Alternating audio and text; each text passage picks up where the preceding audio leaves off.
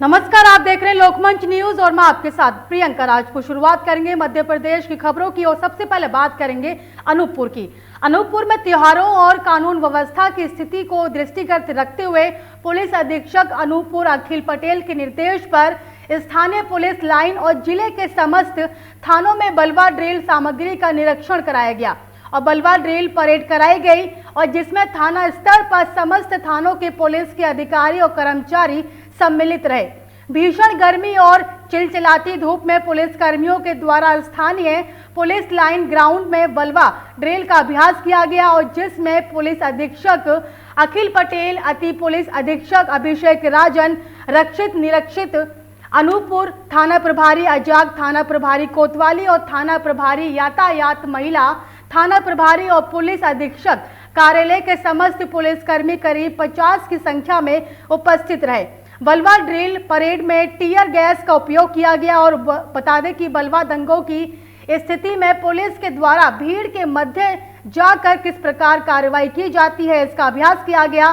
दंगों के काल्पनिक स्थिति को ध्यान में रखते हुए पुलिस अधीक्षक अनूपपुर के निर्देश पर पुलिस की पार्टियां बनाकर कार्रवाई कराई गई।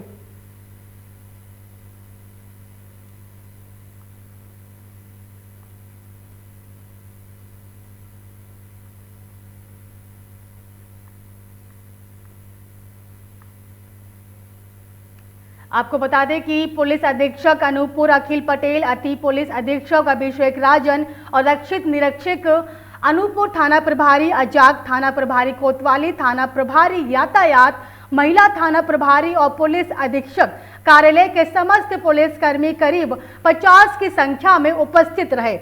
बलवा ड्रिल परेड में टीयर गैस का उपयोग किया गया और बलवा दंगों की स्थिति में पुलिस के द्वारा भीड़ के मध्य जाकर किस प्रकार कार्रवाई की जाती है, इसका अभ्यास किया गया। इस खबर पर तमाम जानकारी के साथ हमारे संवाददाता लतीफ ऑनलाइन पर जुड़े हुए हैं। लतीफ, बलवा ड्रिल का अभ्यास किया गया, क्या कुछ पूरी खबर है? प्रियंका, मैं आपको बता दूं कि अनूपपुर जिला मुख्यालय में पुलिस अधीक्षक अनूपपुर अखिल पटेल के द्वारा लगातार सभी थाना क्षेत्रों में, चौकियों में जितने भी निरीक्षक हैं या थाना प्रभारी सभी को आदेश दिए गए थे कि बलवा दंगा और जिस तरह से आगामी त्योहारों को देखते हुए सुरक्षा के मद्देनजर रखते हुए ये कल परीक्षण अभ्यास कराया गया, जहां पे लोगों को जानकारी भी दी गई कि किस तरह से अगर दंगा फसाद होता है तो हम किस तरह से अपने वहां की जनता को संभाल सकते हैं, किस तरह से वहां अपने आप को बचा सकते हैं। इस तरह से ये पूरा अभ्यास पुलिस लाइन अनूपपुर में कल किया गया था, जिसमें से अनूपपुर जिले के सभी थाना क्षेत्र के जितने भी आला अधिकारी हैं, निरीक्षक के अलावा जो भी आरक्षक हैं या एसआई है, उस सभी की मौजूदगी में 50 लोगों से ज्यादा आला अधिकारी मौजूद होकर के वहां पे इस अभ्यास का परीक्षण किया और साथ में बलवा से संबंधित जो सामग्रियां हैं उसका परीक्षण किया गया। बलवा से जुड़ी जानकारी लोगों को अभ्यास कराया गया। साथ में स्थानीय थाना क्षेत्रों जो थे वहां के थाना क्षेत्रों में भी ये सभी थाना निरीक्षकों का आदेश किया गया था कि सभी लोग अपने अपने थाना क्षेत्र बलवा और दंगा जैसे माहौल को किस तरह से हम संभाल सकते हैं, वहां पे आगामी त्योहार को देखते हुए सुरक्षा की दृष्टिनजर रखते हुए इस पूरे परीक्षण का अभ्यास कराया गया। जी लतीफ, चलिए तमाम जानकारी के लिए आपका बहुत शुक्रिया। बालाघाट में लचर स्वास्थ्य सेवा का मामला सामने आया। खासकर एक एक्सीडेंट के मरीज को समय पर एम्बुलेंस नहीं मिली और उसके चलते घायल को हाथ ठेला पर लेटाकर अस्पताल पहुंचाया गया। स्वास्थ्य सेवा के हाथ ठेला पर देखे जाने समझा जा सकता है कि यहां पर महकमा कितने स्वास्थ्य सेवा को लेकर सजग है। जैसे कि कोरोना के समय स्वास्थ्य सेवा की लचर व्यवस्था हर किसी ने देखी और इसके बाद समझा जा रहा था कि तमाम सुविधाएं व्यवस्थित होंगी, खासकर मरीजों को लाने ले जाने के लिए एम्बुलेंस की व्यवस्था दुरुस्त रहेगी। लेकिन बालाघाट के कटंगी में ऐसा एक मामला सामने आया जिसमें घायल मनोज यादव तिरोड़ी निवासी को एम्बुलेंस ही नहीं मिली और जिसके चलते मनोज यादव को हाथ ठेला संचालित करने वाले व्यक्ति ने अपने ठेले पर लेटाकर अस्पताल पहुंचाया। सुल्तान नामक व्यक्ति की दरिया दिली की भी काबिले तारीफ है, लेकिन इस घटनाक्रम ने स्वास्थ्य विभाग की पोल खोलकर रख दी है। बताया जाता है कि मनोज यादव मोटरसाइकिल से अपने घर जा रहे थे और इस दौरान नगर पालिका के कचरा वाहन से उसे टक्कर मार दी और जिससे कि वे घायल हो गया। घायल होने पर स्थानीय लोगों ने एम्बुलेंस को लेकर कई बार सूचित किया, लेकिन समय पर एम्बुलेंस नहीं पहुंची और जिसके बाद आनन फानन में घायल की स्थिति को देखते हुए ठेले में लिटाकर उसे अस्पताल पहुंचाया गया और जिसका वीडियो भी सोशल मीडिया पर वायरल है और जिसकी जानकारी लेने पर ज्ञात हुआ कि पूरा घटनाक्रम एक दिन पहले शाम के वक्त का कटंगी तिरोड़ी मार्ग का है। नहीं, एम्बुलेंस तो जो है हमारे यहाँ कटंगी में, चूंकि मैं आपको स्पष्ट करना चाहूँगा कि 108 एम्बुलेंसेज जो हैं ये हमको आउटसोर्स कंपनी के द्वारा चलाई जा रही हैं और उसमें हमने 2 महीने से उनको लिखा हुआ है कि आपके यहाँ की कटंगी तिरोड़ी की एम्बुलेंस खराब है, लेकिन चूंकि उस कंपनी का ठेका बंद हो गया है तो वो कंपनी ने वहाँ पर 108 एम्बुलेंस रिप्लेस नहीं करी। और मैं आपको आश्वस्त कराना चाहूँगा कि बस ये एक 30 अप्रैल तक उस कंपनी का ठेका है, 1 मई से दूसरी कंपनी आ जाएगी, उसकी गाड़ियां भी हमारे पास में 28 तारीख को आगे खड़ी हो जाएंगी बस। और अभी माननीय कलेक्टर साहब ने पत्र लिखा है कि इनको पेनाल्टी इनके ऊपर लगाई जाए, इस प्रकार की लोगों को असुविधा करने की।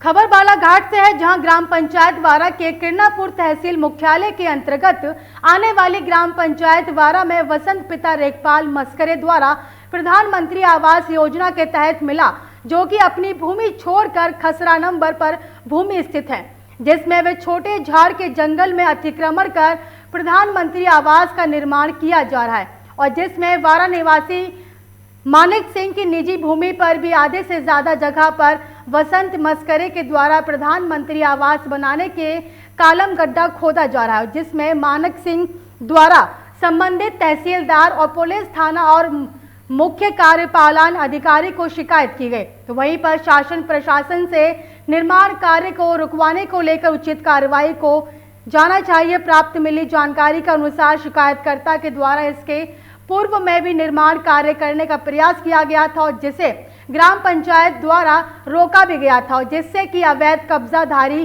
करते रहते हैं। वही निजी भूमि मालिक के द्वारा हर साल शिकायत और आपत्तिकरण लगाते ही रहता है और जिसे ऐसा प्रतीत होता है कि जब स्थानीय कर्मचारी ग्राम प्रधान रोजगार सहायक को जानकारी होने के बावजूद भी मिली भगत से जियो टैग कर दिया गया है।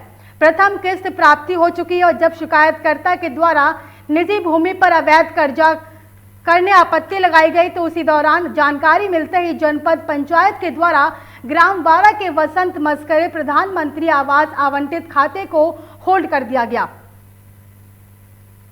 मेरी भूमि स्वामी हक की जमीन खसरा नंबर 357/2 निजी भूमि के सामने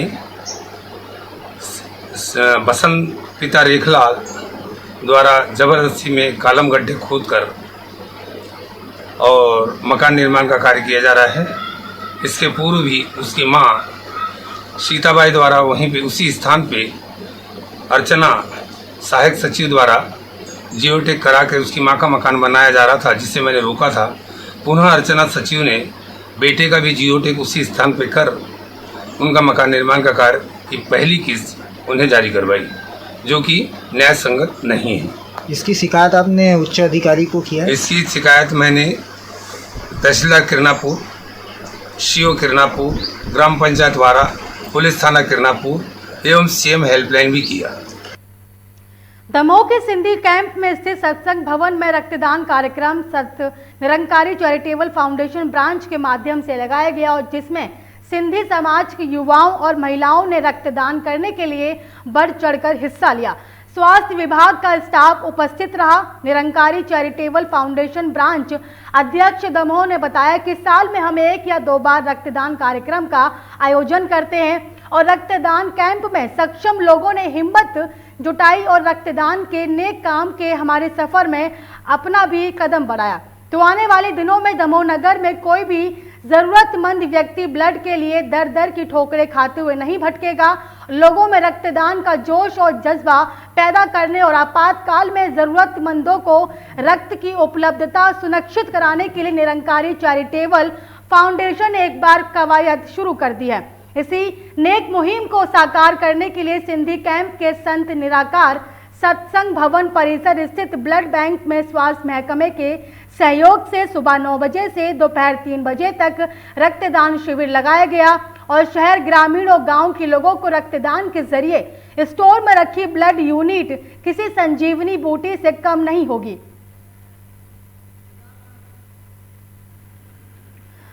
इस खबर पर तमाम जानकारी के साथ हमारे संवाददाता निजाम फोन लाइन पर जुड़े हैं। निजाम, रक्तदान शिविर का आयोजन किया गया। जी, संत निरंकारी सत्संग भवन सिंधी कैंप धर्मशाला की समीप चैरिटेबल फाउंडेशन ब्रांच द्वारा रक्तदान कार्यक्रम किया गया, जिसमें सिंधी कैंप के युवा एवं महिलाओं ने रक्तदान कैंप में हिम्मत जुटाकर और रक्तदान के नेक काम में बढ़ चढ़कर हिस्सा लिया।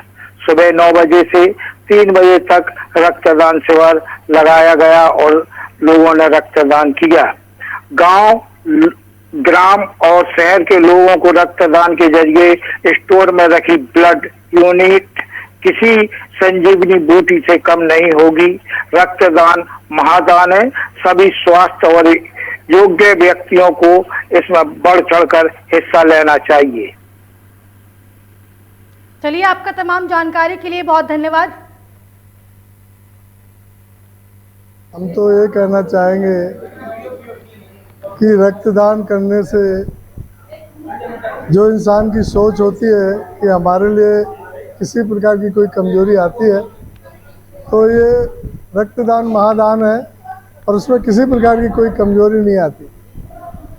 और ये मैं कई वर्षों से इस बात को अपना रहा हूँ, रक्तदान शिविर में भाग लेता हूँ, तो अपना स्वयं का मैं अनुभव बता रहा हूँ कि कभी कोई कमजोरी नहीं आई। ये 3 दिन के अंदर हमारा ब्लड फिर वापस हमारे शरीर में बन जाता है। और कहा भी गया है कि 1 दान और 3 जान। सागर के रहली क्षेत्र के किसान इस बार फसल का सही भाव न मिलने की वजह से निराश हैं। पिछले साल जो लहसुन 60 से 70 रुपए किलोग्राम तक थोक में बिक रहा था, इस साल उसके भाव 30 रुपए तक नहीं मिल रहे। वहीं थ्रिप्स रोग की वजह से उपज भी प्रभावित हुई है। किसानों का कहना है कि उपज कम और भाव न मिलने की वजह से हम सभी दोहरी मार झेल रहे हैं। किसानों का कहना है कि मेहनत से उगाई लहसुन की फसल भाव न मिलने से निराश हैं। हमने हाड़ कपाने वाली सर्दी और तन झुलसा देने वाली गर्मी में मेहनत करके लहसुन उगाई, लेकिन कंद छोटा होने की उसका सही मूल्य नहीं मिल रहा।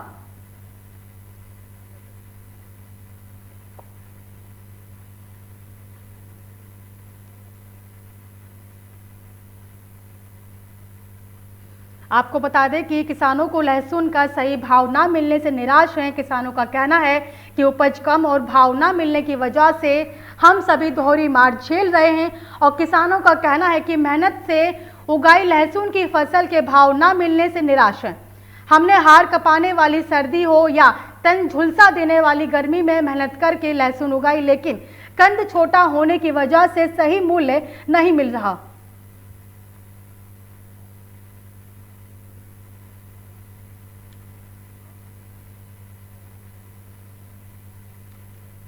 शाजापुर से जहां पुलिस अधीक्षक लोकायुक्त उज्जैन अनिल विश्वकर्मा को आवेदन प्रस्तुत कर शिकायत की गई थी कि टीआई थाना प्रभारी कानड़ मुन्नी परिहार उस पर दबाव बनाकर सट्टा चलाने का कह रही हैं और उसके लिए हर महीने 20,000 रुपए रिश्वत की मांग कर रही है। आवेदक की शिकायत पर कार्रवाई करते हुए डीएसपी राजकुमार सराफ के नेतृत्व में टीम का गठन कर ट्रैप आयोजित किया गया। लोकायुक्त उज्जैन की team DSP Sunil Talan, TI Rajendra Verma, आरक्षणगढ़ संजय पटेल, सुनील परसाई, नीरज राठौर और इसरार द्वारा थाना कानड़ जिला आगर मालवा में आवेदक से 29,000 रुपए की रिश्वत लेते हुए टीआई मुन्नी परिहार को रंगे हाथों पकड़ा गया। मौके पर अभी कार्रवाई जारी है। बातचीत के दौरान टीआई मुन्नी परिहार थाना प्रभारी कानड़ द्वारा आवेदक से पिछले महीने के बाकी 9,000 और चालू महीने के 20,000 रुपए के हिसाब से कुल 29,000 की मांग की गई थी।